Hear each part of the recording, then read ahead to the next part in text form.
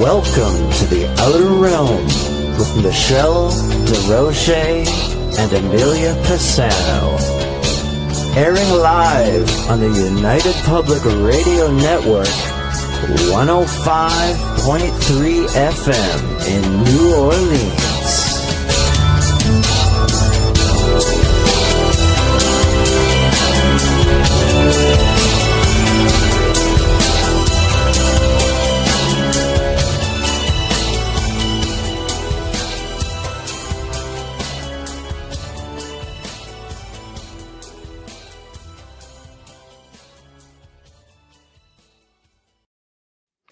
Good evening, everyone. Welcome to the Thursday night segment of the Outer Realm. We are broadcasting on the United Public Radio Network, 105.3 FM from the Gulf Coast and 107.7 FM from beautiful New Orleans. We're fully sponsored by the amazing people over at Folgers Coffee who have been a part of our journey for the last 6 or 7 years. So we're so honored and so grateful to them. So thank you, Folgers. We could not do it without you, nor would we want to.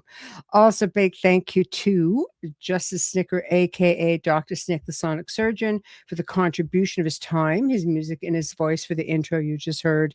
He is an award-winning composer of Halloween, horror, sci-fi, and dark wave electronic music, which can be found on all of your favorite music streaming platforms. Also, big thanks to Steve McGinnis, the artist behind our logos here at the show. Check him out on Facebook and Instagram. Also specializes in the horror and Halloween genre, but can do incredible commission pieces of any kind. So tonight we welcome back Marilynn Hughes. Just love hanging out with Marilynn. She's so much fun and she's so versed. And tonight we're discussing one of her multitude, gazillion books. I'm really not exaggerating. Gotta go to the website. Anyway, The Aliens of the Redemption, the Mysterious Role of Extraterrestrial in Salvation, History, and Ancient Sacred Texts. So get your questions and comments ready. I know you guys always have a whole other world going on in the chat room. Every now and then I catch a glimpse of what's happening. It's like, you could probably do your own show just with the chat version of the show. But anyway, big thank you. Hello. Just trying to get through everybody. Hello, Dolly. I really always want to break out in song when I say that. Anyway, always happy to see you here. Limited eyes. Oh, these are hard to type. Listen, well, we love you too. Thank you for taking the time. Okay, making down our way. Yay, Folgers. Yes. Yeah, we're very fortunate for Folgers. And okay, who did I miss? Heidi. I think hello, Heidi. Hello. And I think okay, we're getting there. Kathy, hello. Gosh, you guys are just awesome. Thank you. Hello, Michael. All right. Okay, so I think we're good to go. Yeah. Anyway, please remember we are on Roku TV streaming tonight, Rumble, X. We are on 3 different YouTube channels, 2 different Facebook channels. There is a chat room for everything aside from Roku, and I can only do one at a time. They all come in. I'll flash up your comments like I always do, but again, if there's any questions, I'll flag them. And just because you guys see one specific chat, please know that I'm seeing other chats as well. Okay, so thank you very, very much for your patience as always. Without further ado, thank you, Michael. Without further ado, Marilynn Hughes. Woohoo! How are you? Good. How are you? Oh my gosh, a little bit of a cold, but I'm hanging in there. And as long as I can talk, I can always do a show. People are like, but you're sick. Don't you take time off? No. I don't ever take time off. Not if I can help it. So anyway, how are you? I'm doing good. Good. Great to be back here with you and thank you. Rapping and talking and wow. Just hanging out. I love the hanging out. That's awesome. I enjoyed the book. I did. My sick brain was kind of going, how am I going to absorb this? Because I'm not as sharp, as I usually am with taking things in and just dissecting it and going, yeah, I know where she's going with this. This time I'm kind of like, Okay, Marilynn will help me. So We'll help each other. we'll help each other. I love it. I love it. So we it kind of gets a bit funky because we have people who are just like, nope, no aliens, nope, nothing.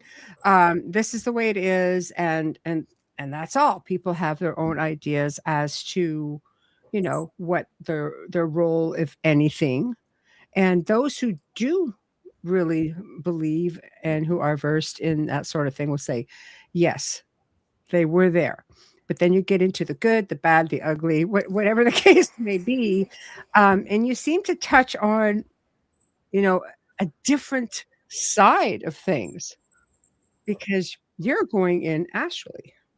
Right, You're right, seeing things for what it is. right. Well, and that's very true. The thing about it is, I'm not going in there, looking for trouble, with Right. the extraterrestrials. And and I'm not looking for extraterrestrials. It's just something where, because of just the nature of my unique calling, I'm taken in there and shown things that I usually don't expect to see. And this is another one of those lovely adventures. And so the thing that I think can kind of simplify this for people, and this is the book we're talking about, The Aliens of the Redemption. Oh, here we go. The Mysterious Role of Extraterrestrials in Salvation, History, and Ancient Sacred Texts, is, I think that, one of the quick ways to kind of summarize is that people complicate it too much for themselves, and they forget that it's really not that much different than what we experience on Earth, except we're expanding into other worlds. So just like if you just take it back to a few hundred years to when Columbus is, discovering, the new continents and all these things, we're just doing the same thing. And everything is very similar. You have good and evil. You have mortal realms, you have higher realms, you have lower realms, you have beings who have good intentions, you have beings of a higher order, you have beings of an order that is similar to what we are, which means that they're, mortal beings who have both elements of good and evil within them, and that they have within their own species both good and evil within them. And then you also have beings who have bad intentions. And so it's all of those things, just like it is within our own world when you're going worldwide and traversing all the different, species and all the different areas of humanity. And if you look throughout human history, that's what you find. That it's not that different. It's just that we are taking it further out now, going beyond off-world, Yeah, but I like that. Yeah, but we're taking it into kind of an interesting thing in the Aliens of the Redemption too, which I think you touched on, which is that a lot of what I deal with in here and what I was shown in this book were things that are forgotten to us in human history that were actually intentionally seeded within humanity to kind of help us along spiritually. And I'm sure that there was more to that. I'm sure there was more in terms of, helping us along as a species. But we're focusing primarily on the things that were done spiritually and things that were forgotten, things that have been forgotten to us that we no longer remember, that's no longer part of our histories. And that these things still have importance. And there's a reason to bring it back up to our memory. You know what I mean? By doing so, it helps us to bring back something of our human history that has a certain thrust of our spiritual understanding of who we are, where we come from, and actually going into some of this deeper spiritual understanding that's kind of important, you know. It is, and it's a lot deeper than people realize Yes. on the grand scheme of things, Yes. because like, you know, I always say, like, we're not the first kick at the can here as Right. far as this, you know, this, I won't say generation, but this, you know, creation of humanity. I mean, you know, the planet is considerably older, and there have been many more who have come before us, and some from other Worlds. yes, exactly. So Some who have been forgotten, who did great things that have been yes, forgotten to yes, us. yes, absolutely. To us, I thought that's a big cruel joke. Okay, you're coming back. You got to get it right this time, but you don't know, you can't remember anything. You're not gonna be allowed to do that. And it's like, well, how do we know what we have to get right? You figure it out. Okay. So I mean, when you can't even figure out your own journey, it's really hard, and you have a lot working against you, because there's a reason, you know, so much information, so much history has been kept from us, or it's been changed around, or, you know, whatever the case may be. I mean, when you're going and doing astral projection, you could see timelines, you can see pretty much everything dimensionally.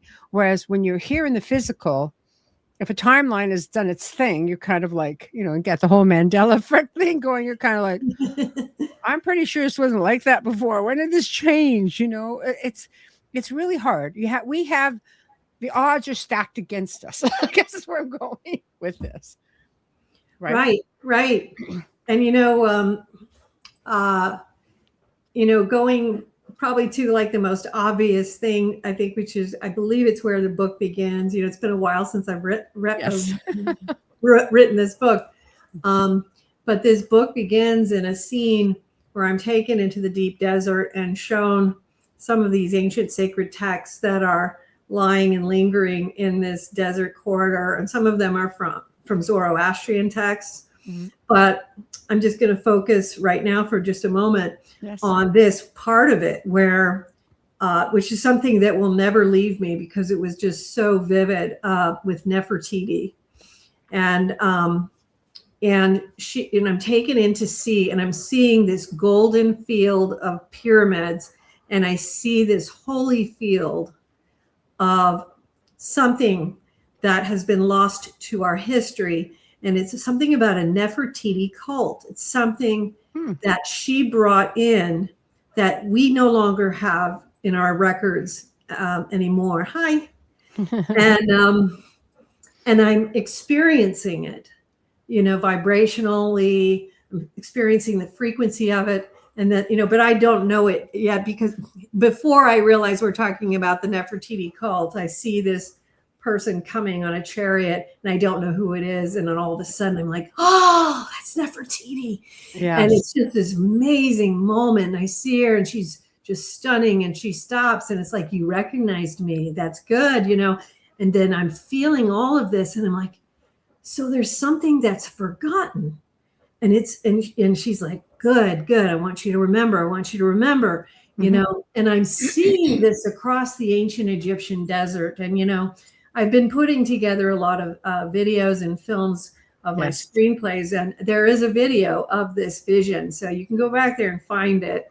But it was just so stunning to experience, because I felt the holiness of it.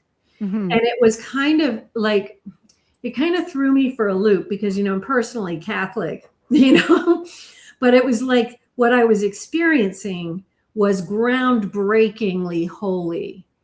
And I was like, wow, there is something here that Nefertiti, this cult, and there were all these experiences that I had for many years before that kind of came to a culmination in this moment. Like, for instance, when I had gone through these ritual rites of passage to receive my wings, you know, and it was like I had to receive the Nefertiti wings. And I was like, why would they be called the Nefertiti wings? And there were all these references to Nefertiti. And I'm like, she's an ancient Egyptian queen. Why would that be? And it all comes to culmination in this moment. And I'm feeling the holiness of this. And it's so profoundly holy. And I'm like, oh my gosh. And then I'm seeing all the papyrus that has been lost. And I'm trying to grab it and touch it. And, and I'm touching it. And I'm like, wow, this is amazing.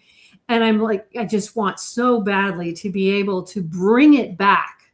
You'll bring it back. But the best I'm going to be allowed to do is bring back the fact that there was this ancient cult, this Nefertiti cult that was extremely holy, and that it was lost to history. And that's all I was going to get to remember. And that it was this amazing, golden field across the ancient Egyptian desert. And that I could feel that vibration, experience that vibration, and know there was so much more to this history that we will never know unless it is revealed to us somehow. Someday. Yes. And how much of it gets turned around? Like when you think that she was married to really Amenhotep IV, who was and became Akhenaten, and everybody blames Akhenaten for changing everything. So from what you're saying, it most likely was under the guidance of Nefertiti, under the cult of Nefertiti. Well, I don't know if that was the case, but it seems to me like there was more to all of it. Hi, Bruce.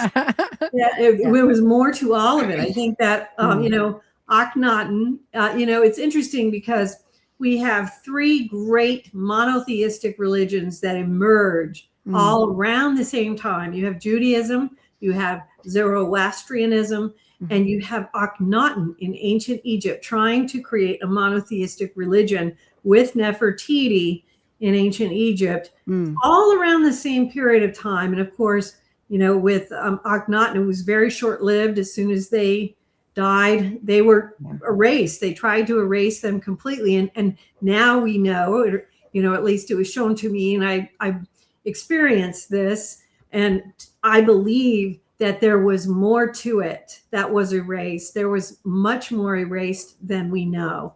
And it was really important what was erased.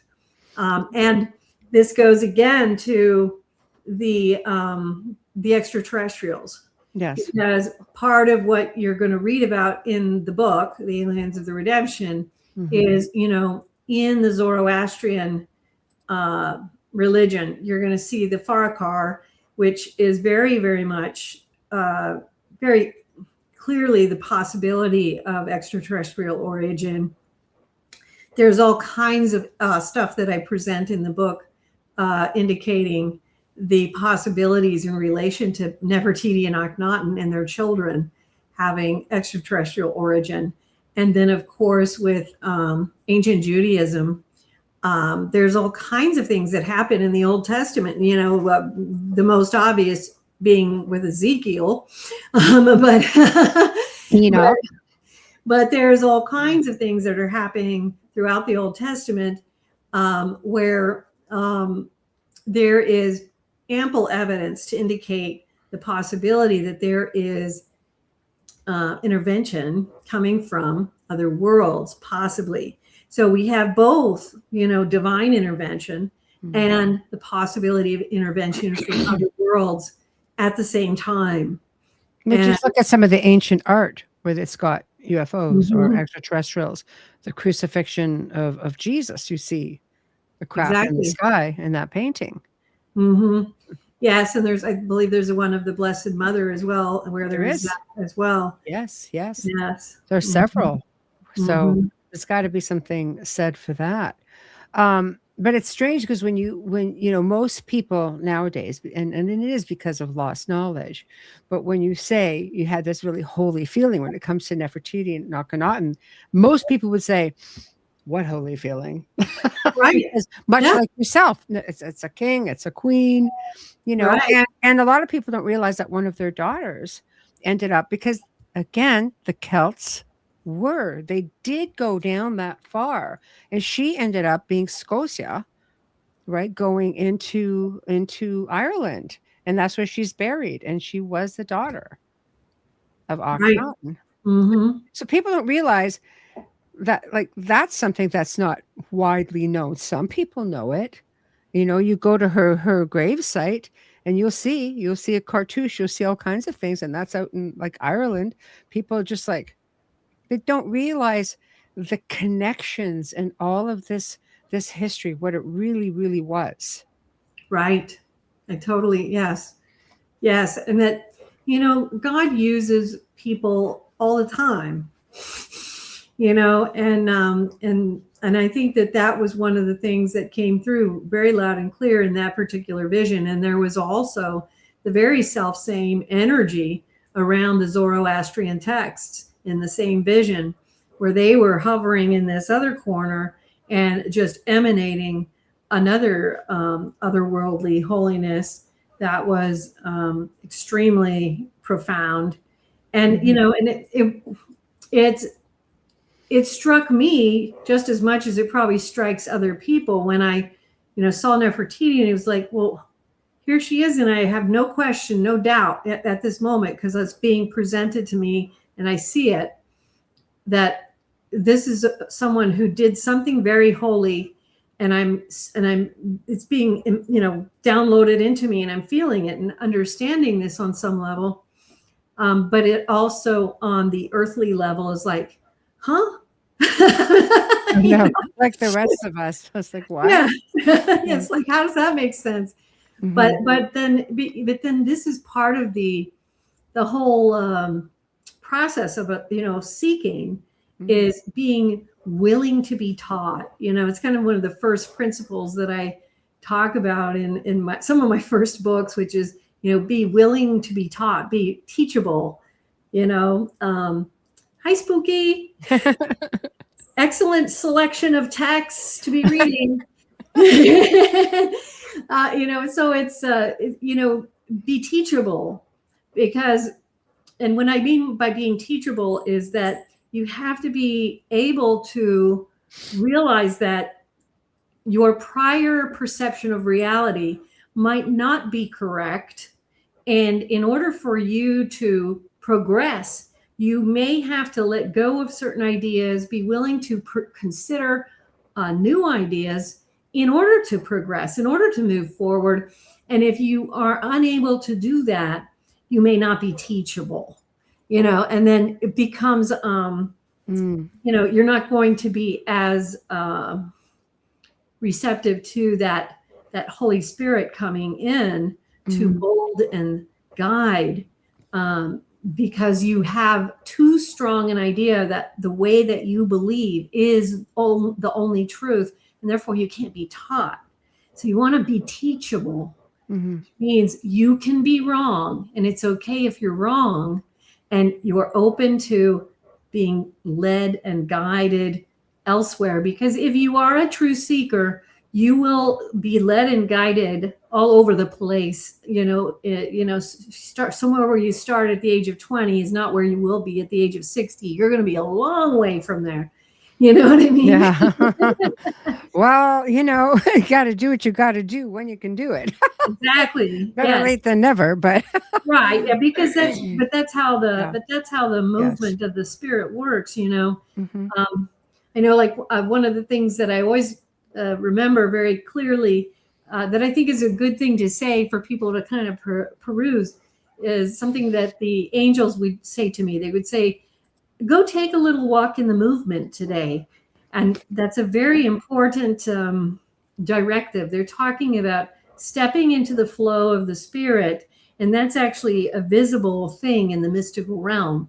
And that's where we actually learn, where we actually become, where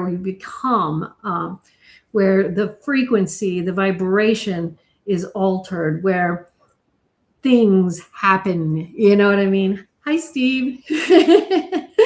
You know what I'm saying? Yeah. Well, I mean, Once you go to walk in because the you get to see it, but you get to see it firsthand. Mhm. I always say you're taking a shortcut, Marilyn, because you're just getting right to the source. Yes. I mean, here it makes it really, really difficult because there is a way that things are, or a Mhm. way that things are accepted. And Mhm. it's really tough to get people to open their mind up to a lot more. I mean, I've had people say things like, "Well, I can talk about ghosts, but aliens are a whole other thing." Like, okay, but even though they really have been around in the grand scheme of things long before, this incarnation, this of all of us, human beings here on the planet in this time, Right. you know. Right. Yes. Mhm. So I don't know. It's all in our ancient lore, and this is what I like about the indigenous. They have oral history. Many ancient cultures had oral history, and maybe that's part of the problem. Because it was oral history, so it's not easily found. Right. Well, and in most of those Native American tribes, they do have the understanding of the star beings and where they came from, Yeah. and their origin stories and from the star people. And Hmm. I really personally really appreciated the work of Zechariah Sitchin, and he did such a massive undertaking with the 12th Planet series and then all of his other work, Yeah. where he really did the archaeology. I know that there's a lot of people say whatever they want to say about whether or not he did the right kind of archaeology.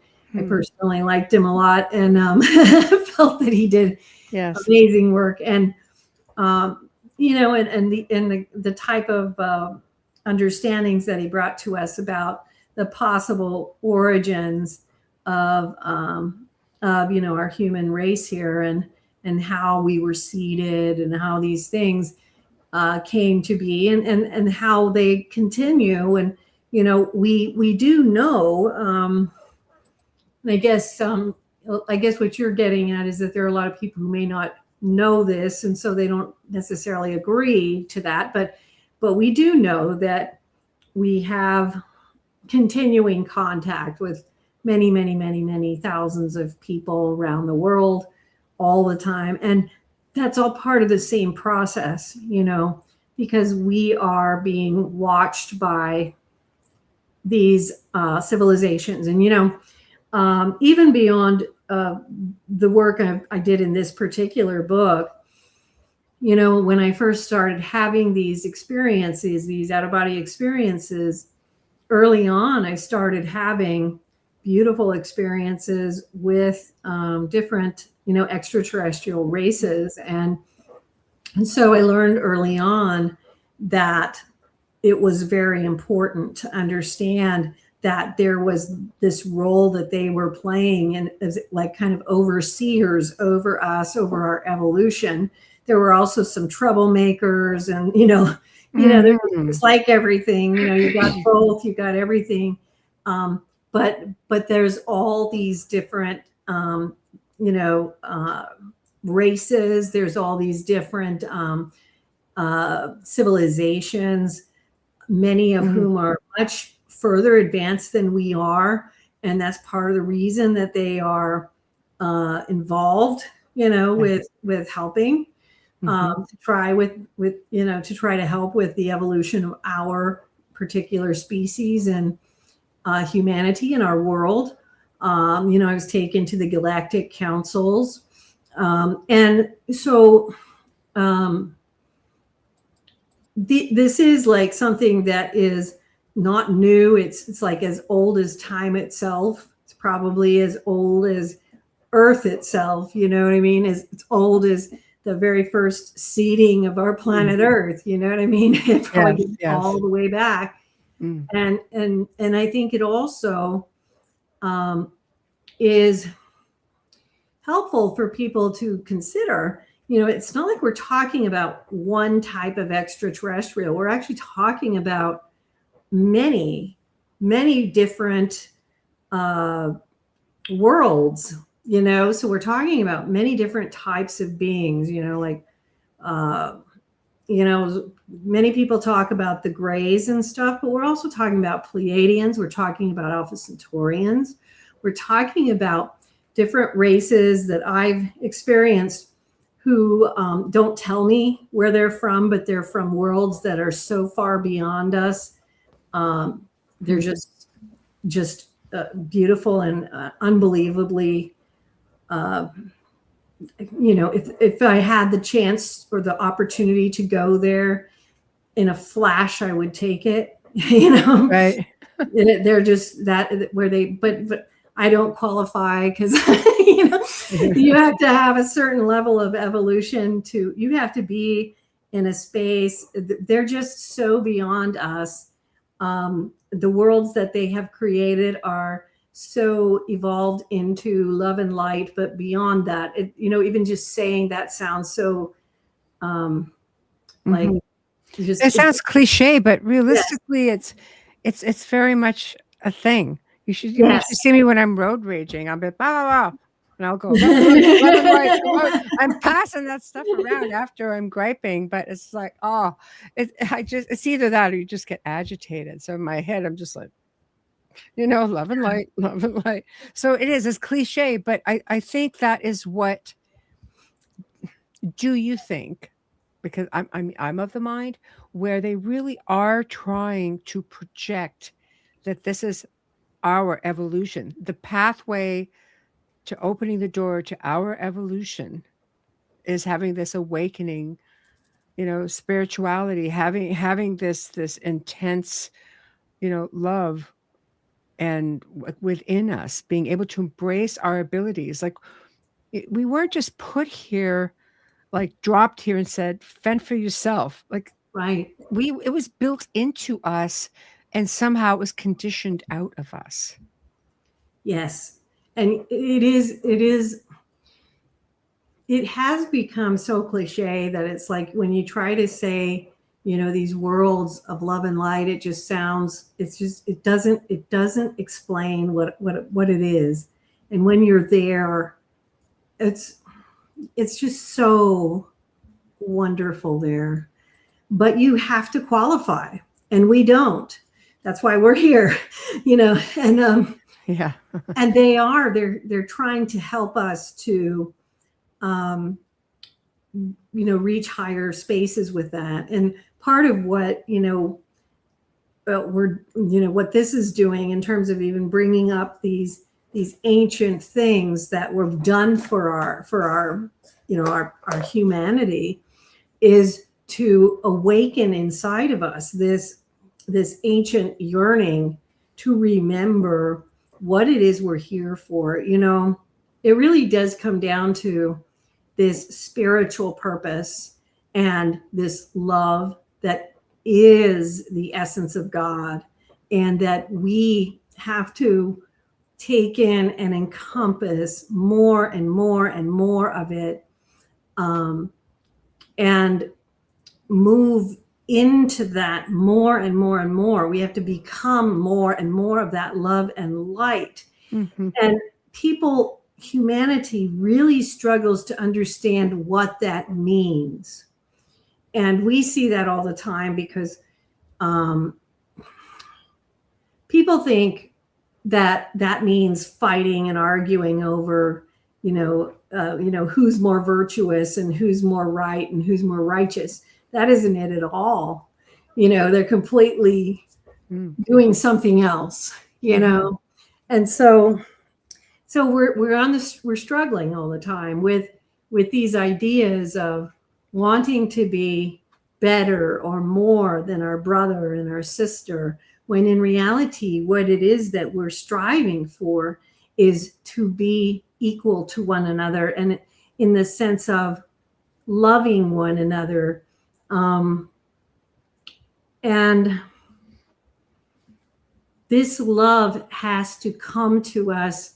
It only comes from one place, and that is God, because God is love. He is that love, and that is an energy, and we have to bring that within ourselves. And when and as we do, that actually transforms our understanding. It transforms who and what we are. It transforms our vibration, our frequency, and it changes everything inside. We begin to have more of an internal reckoning, I guess you'd say. We begin to realize there is a state of being that also sounds cliche, but yeah, very true, Kathy, who says unconditional love and light within ourselves. Mm-hmm. Yes, it's so true. But what that means is such a profound depth. When you experience it mystically, when you experience it in the out-of-body travel state, it is so different than what we experience here. Mm-hmm. It's so much more all-encompassing. And I apologize if I'm kind of just going around in circles with it, but it's just the big thing that is so hard for us to grasp on Earth. It's your show. Take it any way you want. So that's okay. No, I completely understand. I think that we tend to miss the message, or it's hard to imagine because there is so much fear that's put out there when it comes to, again, extraterrestrials or terrestrials in general, or multidimensionals, interdimensionals. I mean, you can get into so many different, variations. But at the end of the day, there's a lot of fear that's put out there. So it's very hard for people to sit there and think that you're thinking of one of these beings and going, love and light, what are you talking about? Because it's a physical conditioning again. And to think that, well, they were a part of our ancient past and beyond. I mean, but people yet can embrace the idea of the Anunnaki, which is, the ancient Sumerian texts and things like that. So, I don't know. Are they just starting to realize that maybe there was more than just the ancient Anunnaki? Well, when you bring up the interdimensionals and the multidimensionals, and these beings are there, whether or not people realize it or not, or whether they recognize it or acknowledge them or not, they just are there. And I think it's kind of similar to how people say, well,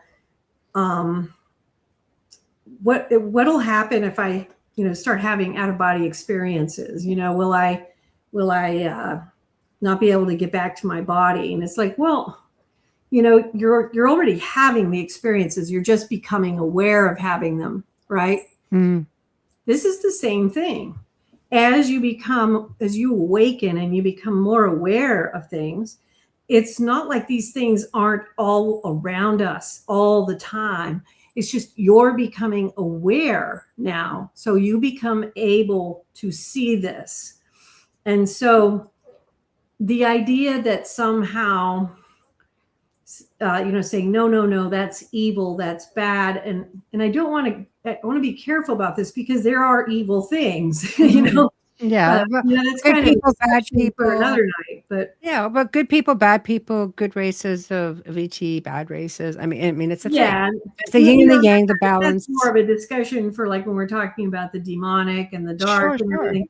But the reality is that the extraterrestrials are moving through and among and in interdimensionally, but so are the guardian angels, so are lots of angelic beings, spiritual teachers, even animal spirits. They move through the spiritual ethers unaware, to people unawares all the time too. And so what happens is people just think that by saying, no, I don't acknowledge, that they just stop existing. They don't just stop existing. They're just there. Just like, the fact that people have these experiences, they just choose or are not able to be conscious of them.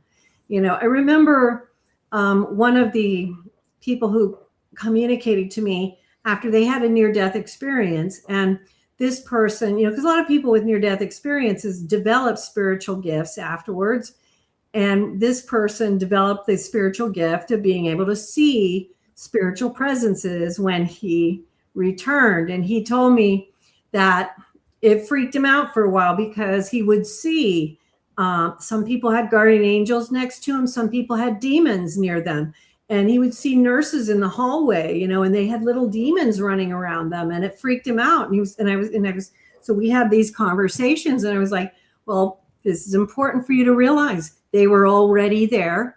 You just became aware that these principalities and powers, and these were more of the lower grade, not the actual principalities and powers, which are higher level, but these types of beings, both of the persuasion of good and evil, are around people all the time.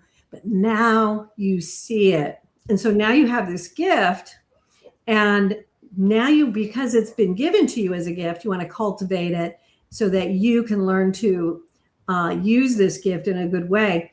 So when we're talking about the aliens and the extraterrestrials, in becoming aware of them, what we want to do is the same thing. There are, for instance, like in this particular book, The Aliens of the Redemption, the purpose of most of this book is about, these ancient things that have been forgotten. And so these are things that we are like just bringing back to our memory to give us kind of like sacred memory back to our spirit. But there are also other things, I've written other books about, I've written other books like in the Mystic Knowledge series about extraterrestrial experiences I've had. But I also have a book that specifically lays out, all the different extraterrestrial races I've seen, who they are, what they are. And there's another one where I lay out the hierarchies really clearly, and I think I did that a little bit in the Aliens of Redemption. You did the whole angelic hierarchy. Okay, yeah. Which was great. Yeah, it was interesting. Yeah. So it's a lot more than you think. Yeah, and I think we did I did the angelic hierarchy in here, and then in another book I also did the extraterrestrial hierarchy, laying out all the different different beings that I've seen and that other people have seen and things like this. But going into that even more, and see, part of the reason this is so important and helpful is for a variety of reasons, because a lot of the beings that are helping us are a variety of spiritual persuasions. So some of them are where they might have more of an angelic nature, but there are also extraterrestrial beings who are performing the work of angels in the human race. And so just like you also have other types of spiritual beings that are not angelic or extraterrestrial, but they are of a different order of being, and they perform things for the purpose of the evolution of the human race. Like, for instance, the thought adjusters, and I think that might be mentioned in the hierarchies. If it's not mentioned in there, it's mentioned in some other more in-depth works. But the thought adjusters are a different order of being, where they could be considered. You could say, okay, they're in the angelic kingdom, sure, but they're really not. They are a different order of being, and what they do is they work with the thoughts of humankind in their sleeping, and they help us to make adjustments so that we are working towards an evolution in our thinking. And they're doing this all the time. I mean, it's amazing what they do. It's fascinating, but there are, let me see here if I can pull out a few just to have some fun with it here. Yeah. Yeah. Yeah. I mean, there's so many of them in servitude. Oh yeah. It's I mean, crazy. you have like, you have masters of philosophy, conductors of worship. These are the Supernifem. Mhm. Now this is coming from Angels in the Urantia book, which is actually a book that is said to have been brought in by extraterrestrial spirits, you know. Wow. And yeah, and these are the custodians of knowledge, the directors of conduct, interpreters of ethics, chiefs of assignment, instigators of rest, the secondary Supernifem, pilgrim helpers, supremacy guides, trinity guides, sun finders, father guides, counselors and advisors, complements of rest. And, you know, in here, you're just going to get a little bit of an overview on these. And then you'll see, like in here, there's a comparison that's made between the biblical theology on angels, the extraterrestrial theology from the Urantia book, and then also Emanuel Swedenborg, who was a mystic in the Middle Ages, and also the angels in Zoroastrianism, because it's very fascinating to compare and contrast them. But, you know, I had this amazing vision, and one of the reasons I'm always telling people, read the Urantia book, read the first section of it, because I had this amazing vision, and I had many amazing visions about the Urantia book, but I was taken up into one of the highest heavens, and I was surrounded by these huge angels with these magnificent wings, at least 5 of them. And they were all around me, and they gave me this book, and they had me look at it and had pictures and pictures and pictures of all the different orders of angels. And I was like, oh my God, this is so amazing. Where is this book? I have to know what this book is, you know? And they told me it was the Urantia book, and they told me you should read it. I read it word for word, cover to cover. But they told me that the hierarchy of the angels was described in that first section. And it's actually the first 2 sections of the Urantia book.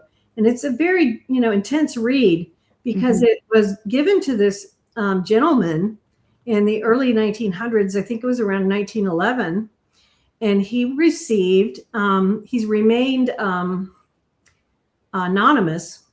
I think most people believe it was a William Sadler, who was a doctor at the time. Yes. But he received it from extraterrestrial spirits who were trying to teach him how the outer universe worked.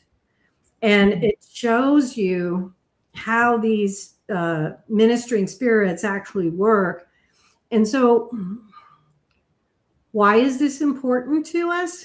It's because if people are freaked out by the way the mechanics of existence operate, if they are afraid of that, they will become unteachable.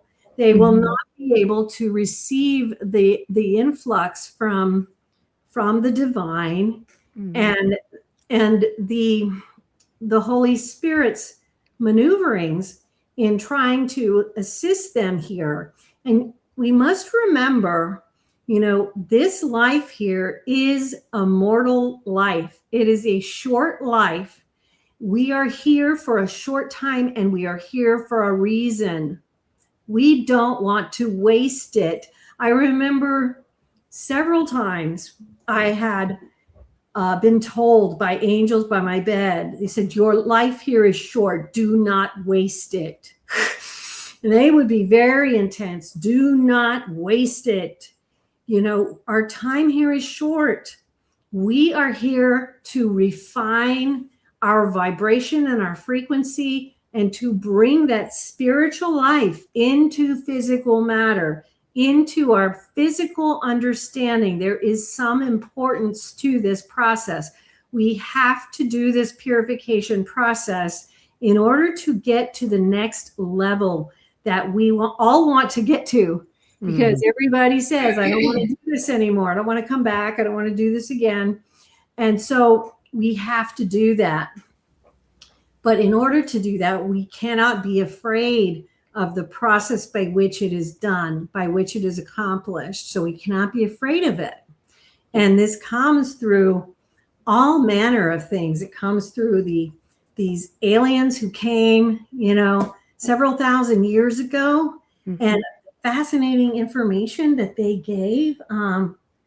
It's a fascinating journey, but it also comes from the amazing revelation given to probably William Sadler in 1911, and through each one of us as the Holy Spirit tries to move through. But if we are afraid of that spirit, then we can't be taught. It's tough because they'll tell you that Earth is like one of the most difficult places to have to learn this lesson, this planet. Yes, it can be. Yeah, it's rough. It can be really rough. It can be rough, but we still have to do it. There's no other alternative, in the sense of, if there might be other alternatives, but from what we have to learn these things, we have to become these things. And so many of us waste so much time here, and we don't have a lot of time here. And then we have to start all over again. And we don't want to do that, right? Nobody. Everybody's saying we don't want to come back. Yeah, we don't want to come back. But and you even make mention of Billy Meyer.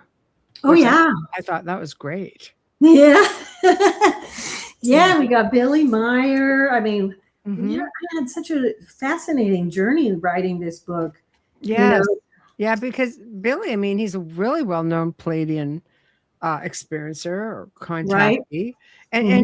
And he basically, according to your book, because I'll just quote your book, he states that this was one of the most subtle manners in which the aliens were involved within the redemption processes within the Earth and the training up and bringing into incarnation of souls into earthly life to fulfill higher purpose to aid in the purification of souls and their instruction. Yeah. That's pretty major. Yes, exactly. It's funny because we don't realize how much we're all saying the same thing. You know what I mean? Just different ways. I know. Yeah, slightly different ways, but we're all kind of getting the same thing. And it's just so fascinating. Yeah. And so Billy's in there, and and I think it's just so fascinating too, because we did talk about how we started back with Zarathustra and Nefertiti, and of course Judaism.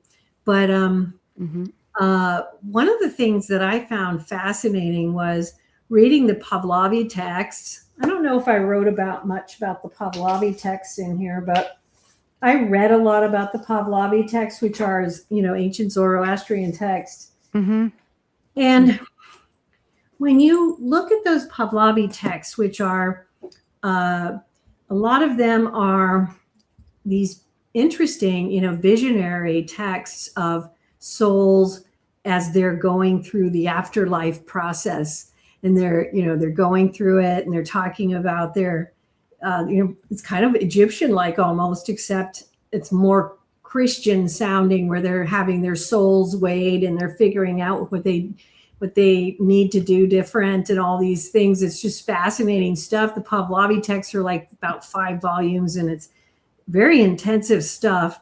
And you realize this stuff is at the beginning, the dawn of civilization. And it's not changed. It's the same. We're doing the same thing. It's the same thing. Even when you look at the writings of, and I wrote a couple books last year, again on the wisdom of Hermes Trismegistus, who again was also at the dawn of time. It's the same message.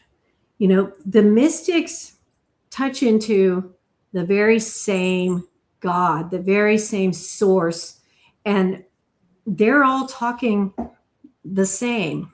When whether it's when you're reading the writings of a Sufi mystic, a Christian mystic, a Kabbalistic mystic, or an ancient Zarathustran Pavlovi text, if you don't know which religion it comes from, or if you block out, the specific things that identify it, like Ahura Mazda, which is, the Zoroastrian name for God, you would not know. You would think, you'd be like, wow, is this Christian or is this Jewish? What is this?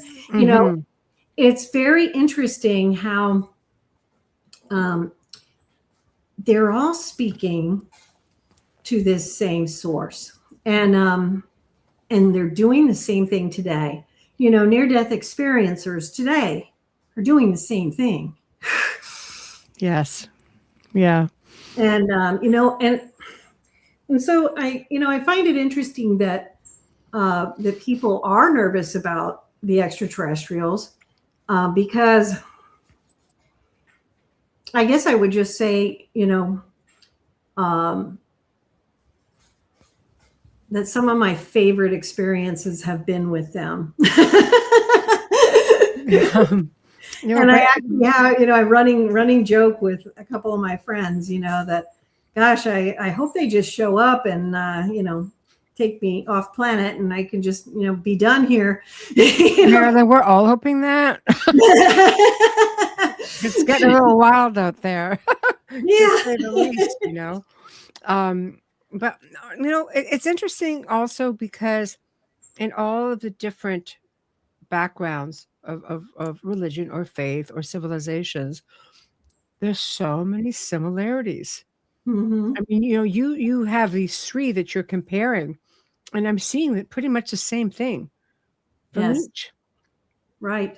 Exactly. Yeah. So we're not all so different. Right. Yeah, I'm curious what did you like? What did you pull out of it reading that book when you were reading it? What struck you? We are one. Yeah. It's that simple. We are one. And they're really, it's a whole lot of information. But in the end, I'm looking at the similarities. I'm looking at the hierarchies. I'm looking at the roles. I'm looking at how everything is coming together. But in the end, we are one. Yeah. I am. Like, it's just all encompassing. And I think it's because, we've just been so divided with respect to it's the nature of the beast. I mean, this is planet Earth. We all have different backgrounds. We have different upbringings. We have different faiths. We have different, like, everything is different. It's like when you're a kid and you have competition, which creates division. The kid that wins, the kid that doesn't win, the kid that never wins, the kid that always wins. Like, you know what I mean? The division is introduced to us from a very, very early age. And when you really get into the whole meat and potatoes, as I say, in reading your book, you realize, no, it's just all encompassing. It's all one. Mm-hmm. Yep. So I don't know. I liked it. It was refreshing just to see that you can go back so far and find, because you do dig and you do find everything. And it's just like, I'm reading all of this. In fact, at one point I'm further down, I'm going, did I not just read this? How did this happen? And I realize it's because it's so similar. Yeah, it seems like it's the same thing, but it's actually a different text from someone else, right? Yeah. Yes. Yeah. But it was just like, oh my God. All right. So it is different. Oh, kind of. But I really liked it. And I really liked, when you started getting into, like, again, talking about similarities with the Talmud of Emmanuel. Yes. Like, boy, was I seeing some, like, similarities there. Yep. Right. So that was interesting. And then you get into the three heavens. I'm like, what? Three heavens? We're all fighting for one. And going to the different gates and things like that. So it was all really fascinating. Yeah. Yeah. Well, that's good. Yeah. So people, there are 3 heavens. Well, and according to Judaism, there's 7 levels of heaven. So, Yes. I mean, there's all kinds of fun things, to to consider. Yeah. The curiosity too is with going back into the Talmud of Emmanuel, and again the similarities, right? And again, I think Billy Meyer actually found, or you quoted something about founding scrolls, Yeah, Billy encased in. Meyer was behind the Talmud of Emmanuel. Okay. Someone in you think it might have been Billy Meyer who found it, or someone in his organization found it. Mm-hmm. Yes. And so, what in the Talmud of Emmanuel were you intrigued with? Oh boy. Well, when I'm sitting here reading it, okay, so I can pull it up 1 second as I have it. When being, again, being blamed. So it says right over here, when written, okay, old Aramaic document was buried under flat rock, blah, blah, blah, blah, blah. Author of the scrolls was a contemporary disciple of Emmanuel who was known by the name of Judas Iscariot. I believe that right there, for about 2,000 years. And he was wrongly denounced as a traitor of Emmanuel, although he had nothing to do with that betrayal. The ugly deed was actually carried out by Judah, I think Judas, right off the bat. I'm like, oh. So anyway, so then Emmanuel was no longer seen for 40 days, 40 nights. So you just start getting into this reflection time. And then you start realizing, okay, he actually was not to be seen right again. And he spent his days with the wise saints of God and with the guardian angels, the celestial sons, who taught him wisdom and knowledge. Like, does that not really sound like, certain faith of today, just packaged a little differently? Which one are you thinking? Well, I'm thinking Catholicism. Okay. Christianity. Yes. It's like, God, there's just so many little tidbits, of, and even some of the books that aren't available because, to us, unless you get into like the Ethiopian text, the Ethiopian Right. Bible, which has the most of everything. Like they took nothing out. So if you really want to see what everything is, you have to go down that route. But, or read one of your books, But I mean, I even think of like the Book of Enoch. It's the same idea. He's walking around and the angels showed him, this or that out of the palm of their hand. It felt a lot to me like something like this, where you see all of this. And when you really get into the Book of Enoch, you start to realize that maybe he was a donor of sorts for hybridization. Just saying, and then he decides, no, I don't want to do this anymore. And okay, up you go. You're coming with us. And then he becomes Metatron. I don't know. It's a wondrous tale. It's a wonderful story. Yeah, the Book of Mormon as well. Yeah, right? For sure. But the stories are like incredible. Then you start to see similarities like what you've done here, cross-referencing everything. You realize, boy, oh boy, the message is the same. Yes. However you want to, whatever direction you want to go to find it. But in the end, they're not too far off. Right. Yes. There's always the similarity and there's always the unity, the end point. Exactly. So anyway, that was all very exciting for me. And then getting into, the whole part where he starts talking about, going into the palace where God appeared, to Emmanuel, and had 2 very tall men, never before seen on earth. Yes. Wow. That tells you something there as well, right? Their faces shone like the sun. Their eyes look like burning torches. Out of their mouths, issued fire. Well, and what does that remind you of too? I mean, isn't that similar to what Ezekiel spoke of in his visions? And his visions, are the ones that are the most likely to have extraterrestrial origin, you know, in the Old Testament. That's the one that's most blatantly likely. You know what I mean? Yeah. Yeah. And it's right there. He's just looking at this going, you know, Yeah. wait a minute, where have I read something similar to this before? You know, Right. like kind of talks about, you know, the you know, these two men, and again, coming from the seven stars of the Pleiades, right there, essentially saying, you know, Right. there we are. Behold, humans begotten by the celestial sons, right? Right. Different, a specific way from other people on Earth, like humans. They were not Earth humans, but you know, they're children of the celestial angels, but a different kind.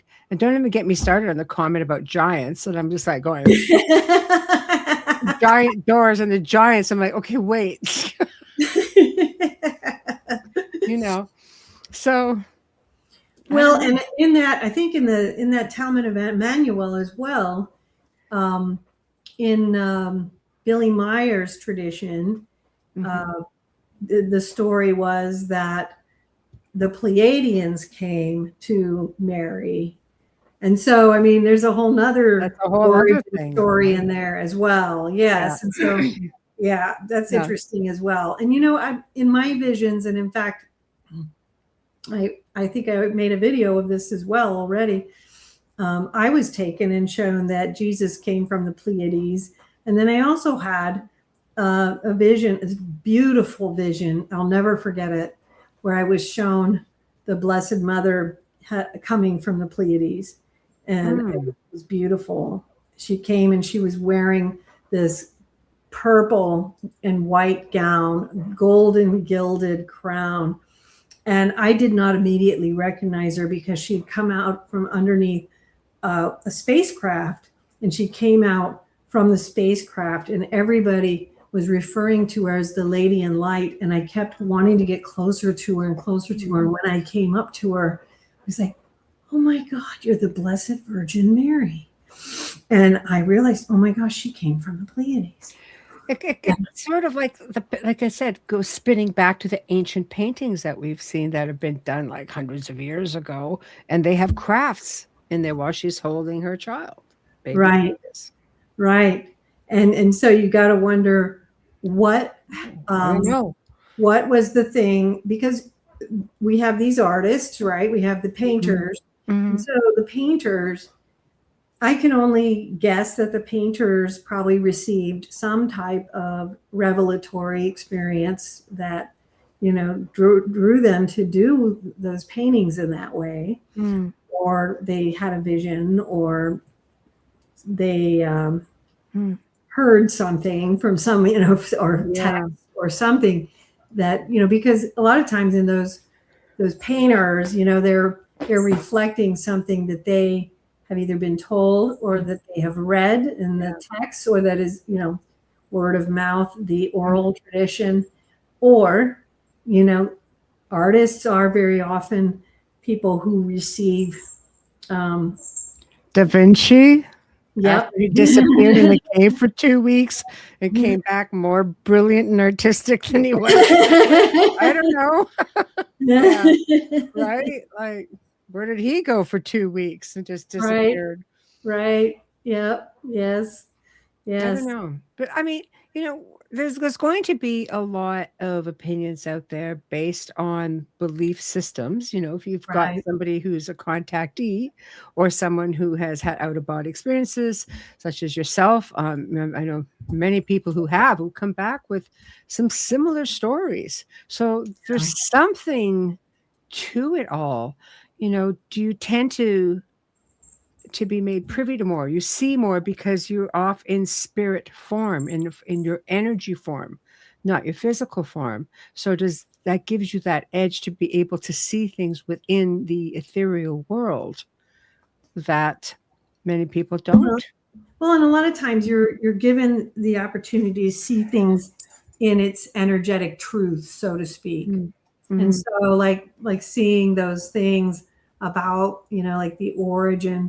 And all I can do really is say, like, I can't say what the truth of it is in terms of like when I was shown that Jesus came from the Pleiades, or I can only share what I saw, and I can't, I'm Yeah, not it's your disputing personal experience.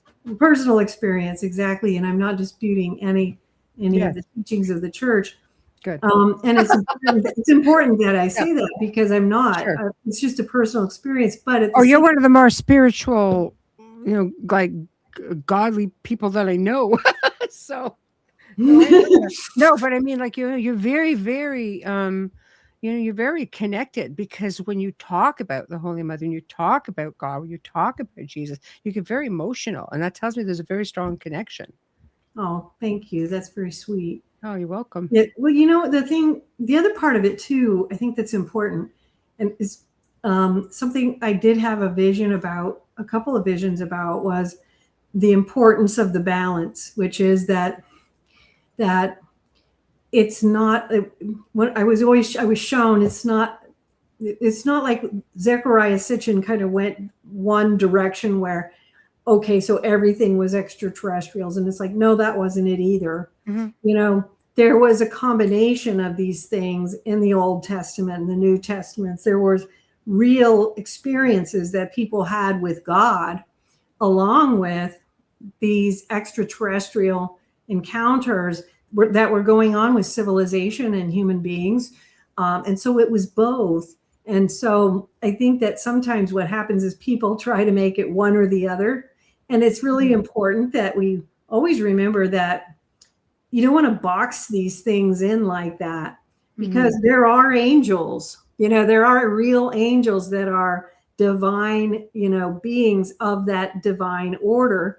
And there are extraterrestrials who are extraterrestrials, and they are of that type of creation. And there's all sorts of other, amazing things, and so it's important not to get, try to box it in and, if Ezekiel was seeing something that was extraterrestrial, then all of it must be. And that's kind of something that you'll see like in Zechariah Sitchin's work, where he tried to make everything extraterrestrial. And it wasn't. It was, there was both. And that's kind of the way it is in our lives as well. And I definitely experienced that in my experiences, that there's these beautiful, divine, holy things, as well as these beautiful, divine, holy, extraterrestrial experiences. Hey, and and I've also had experiences with extraterrestrials that were, where I was warned about other kinds of extraterrestrials that were not divine and holy. And careful of these ones, because there are ones that are not the divine and holy kinds. So, you have that too. And so I think it's important to realize that there's a mix real of cosmology going on, for sure. I think we also need to realize that our creator would not have just limited. I mean, if you create a universe, you're not going to create just little old us on just little old planet Earth. Right, exactly. And it's so much more. Our creator is very creative. He's a busy guy. If you just look at what he's created, just in our world. Yes. Oh, bless you. Thank you. Hold on, I'm going to do it again. I think maybe not. But if you just think about what he's created just on our planet, in terms of how many species and just the creativity of our God on this planet, and to think that this is, think about that in terms of then what you're going to see in the spiritual world, and then just multiply that by about 1 million or more, because that's what people are kind of missing, I think, is our creator is extremely creative. on different levels. I mean, this is what I try to explain to people who just like, well, I don't believe in extraterrestrials. I'm just like, well, so you're limiting. You're saying that our creator is just limited in his abilities and does not go past this planet, this rock that we sit on, essentially. And then they think about it. I'm just like, no. I mean, the Almighty, the all-knowing, the all everything is not going to limit himself to the kids who can't play nice in the sandbox, and he's got a whole hierarchy of beings trying to teach us. It's just, there's Well, more. There's the for teachers those too. people, I'll just say this again. I've said it a lot, so I hope I'm not being repetitive. But Go crazy.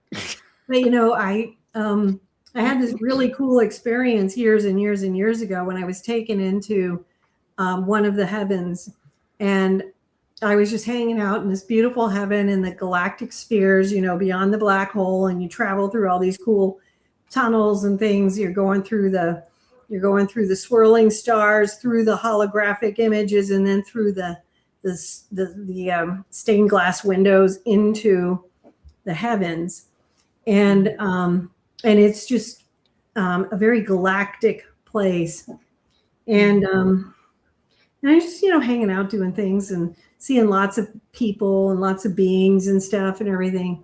And then when I finally came back, I woke up and I was like, wait a minute, there were extraterrestrials in heaven. And I just was like laying in bed for a while, and I was like, wait a minute, over there and over there and over there. And it was like, I just realized, oh my gosh, there's extraterrestrial spirits in heaven. There was people, there was just, it was all the people of Earth and all the people of the universe. And they were not people, they were all kinds of races and species. But the reason I didn't notice it when I was in heaven is because it was normal there. And so when I came back, I was immediately like, oh, wait a minute, because it was so normal when you're there, because that's the way it is there. But when you wake up here, you're like, wait a minute, that's not normal. But right. It is normal there. So it is normal. I mean, are we not all looking like there's a saying that said, if you start to look at people, as beings of light instead of physical people, that you would have a much different opinion all the way around. It has to apply to other races. We're all energy. There's a plant has a life force. A tree has a life force. A bug, an animal, everything has life. Water even has life. Even rocks, even inanimate objects have consciousness. And that's one thing you learn in the out-of-body travel state, is that all things have consciousness. Thank you. I think one of the things you also learn in the out-of-body travel state is to learn to appreciate diversity in its true sense, not in the way that we all screwed up in this world. I want to shake the hand of the Flatwoods Monster too. Yeah, exactly. But it's like you learn to appreciate the beauty of difference. And so like when you're out in the out-of-body travel spheres, but even then, even it becomes more and more a part of you in this world, where, except I'm going to say, it still hasn't worked for me with bugs. Sorry. But if you look at them like little light beings, Marilynn. I know, but I haven't gotten there yet. But, I'm not as bad as I used to be, but I still have a problem. But it's you see this in you just start seeing, it's like, wow, look at that. That's so cool. As you just start seeing how it's just the beauty of creation. Yes. And that it's this, I don't know what it is about us as humans in our inability to appreciate that difference, that but it's a beautiful diverseness of everything.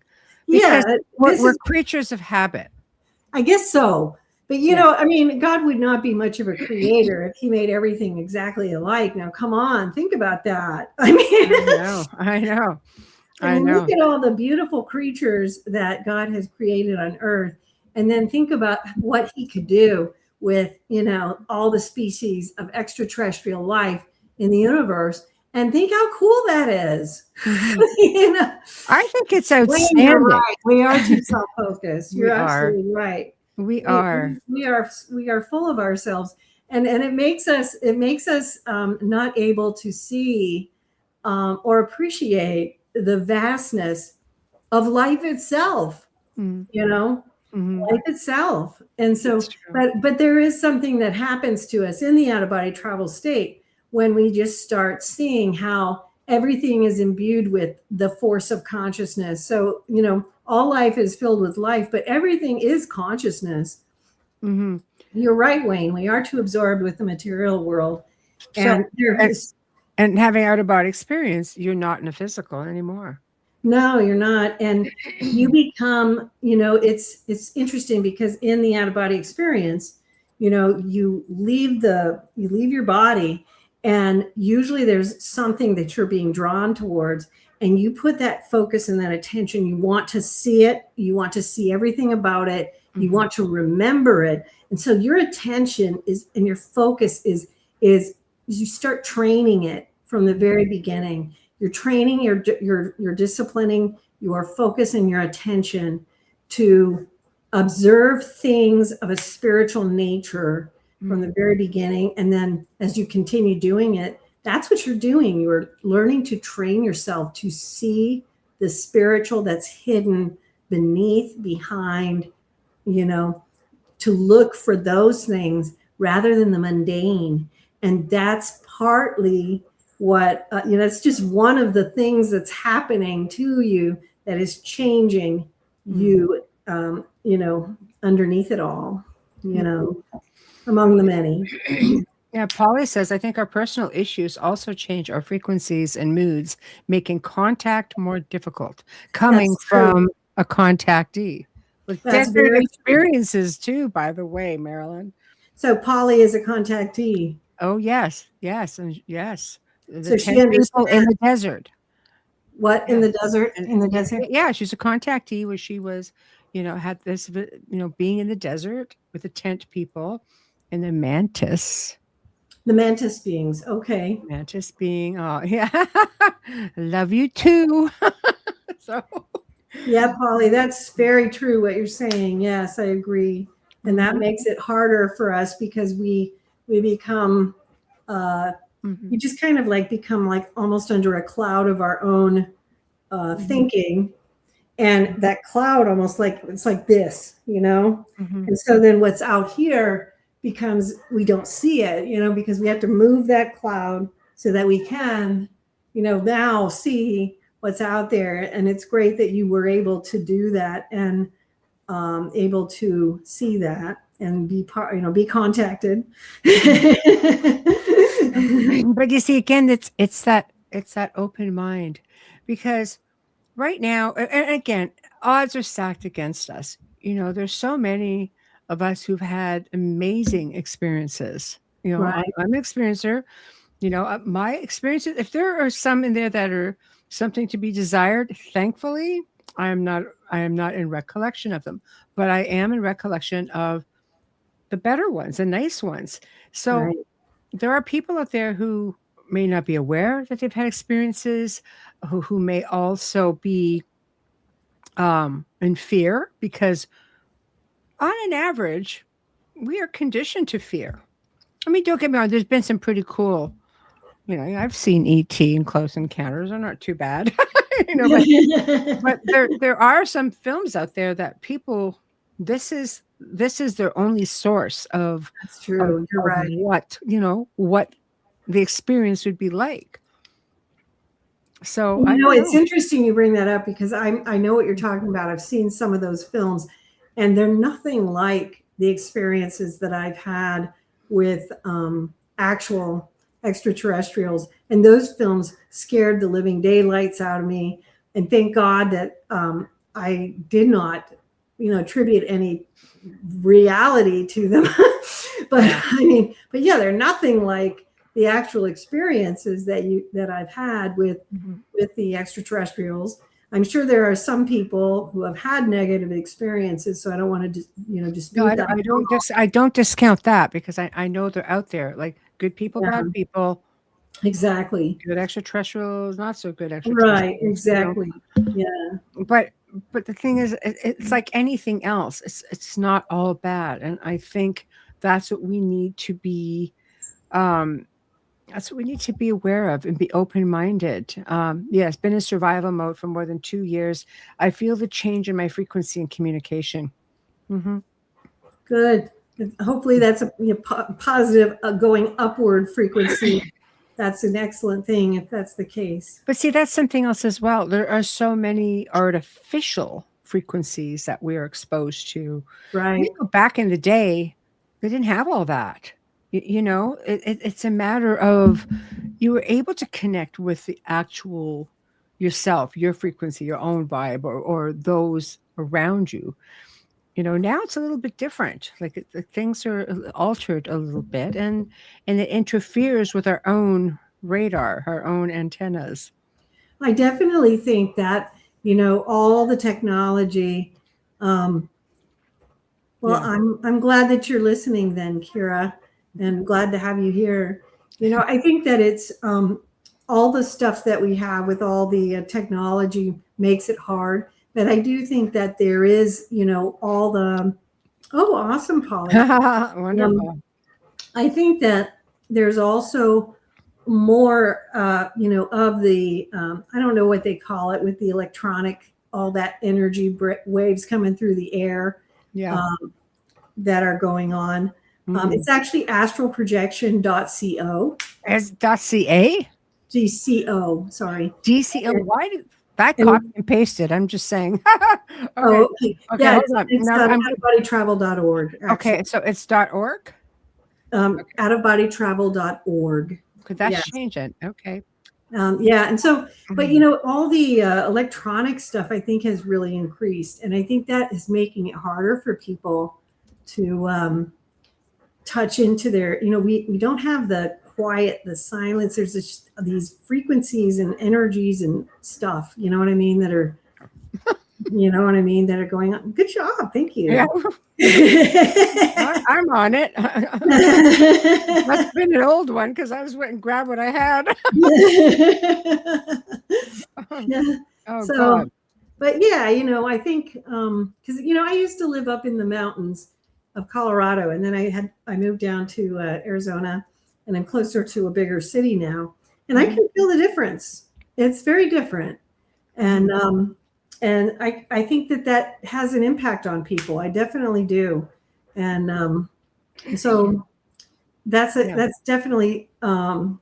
We need bells. I agree. Tibetan bells help me. I like Tibetan bells. Go back to our soul. I missed the second half of that. Sorry, and redirect. Redirect. We support each other. Which is the best. Yes. 100%. Yes, definitely. Yes. So, in conclusion, Marilynn, in writing this book, what were you hoping that people will get out of it? Well, I was hoping that people would realize that there is so much more, and that they would be open to going, taking the journey, going back in time and touching into it, and part of the, take it, you can go to the website and download the book for free for starters. So you can do that. You can buy it if you want to get a physical copy. But if you read the book, sometimes just even opening up by being exposed to it, maybe the sacred knowledge of this Nefertiti cult will be revealed to somebody, what I mean? And maybe that's partly what it's about, is that what this is it's like opening up the portal to the past of what we have lost so that we can start reclaiming it and bringing it back again. And this is part of reclaiming our secret history, reclaiming our spiritual history, and also putting back together, the fact that there is this extraterrestrial connection with our spiritual path, and that it's a good thing. Right? Yeah. I think so. I think it's a great thing, So, yes.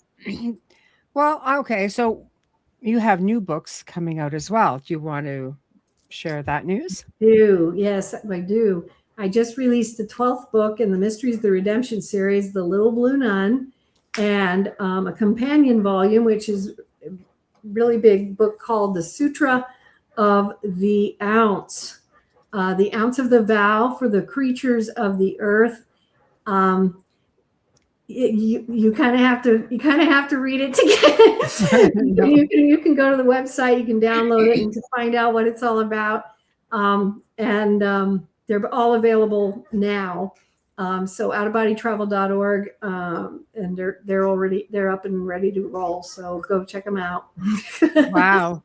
And you don't mess around. I'll tell you how many books do you have out? 144. Like I said, a gazillion books.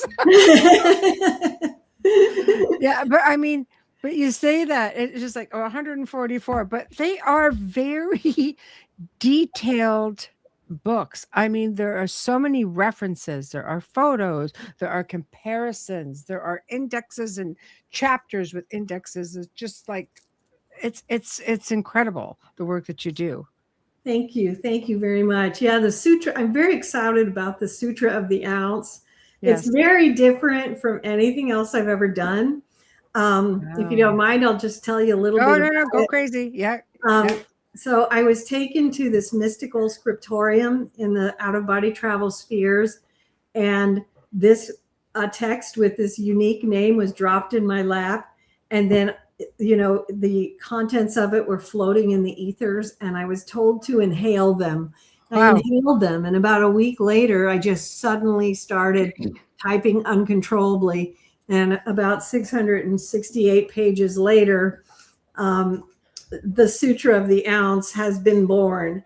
And I can't read a book that big in a week for sure. My head's going to go. But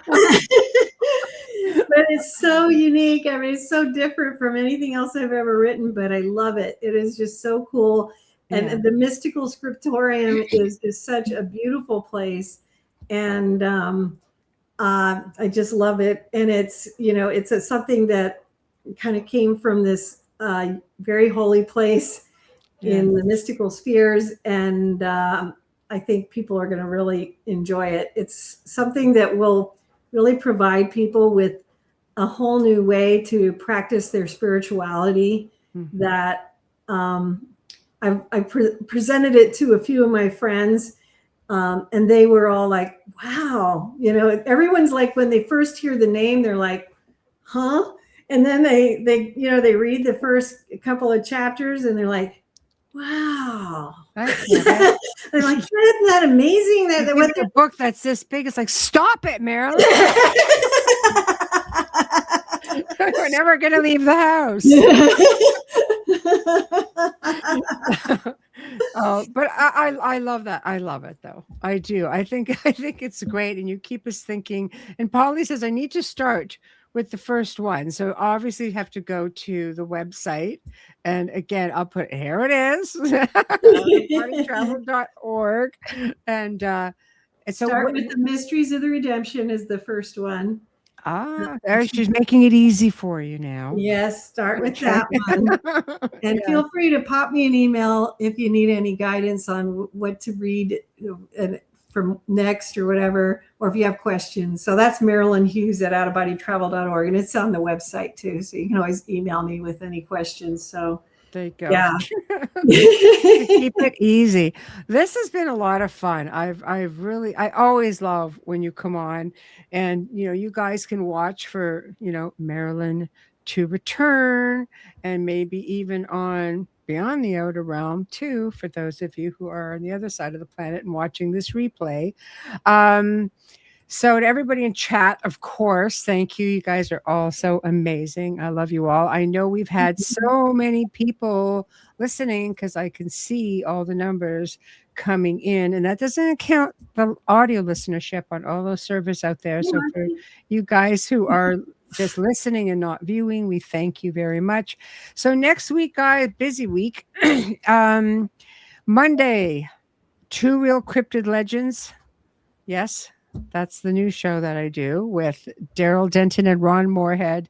literally two legends in the field of cryptozoology. And hello.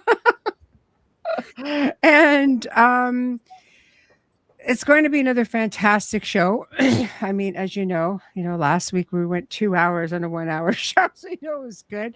But this time we have Daniel and Barbara Joyner, who's going to be joining us. They live near the infamous land between the lakes. God, the place is just intriguing but scary all at once.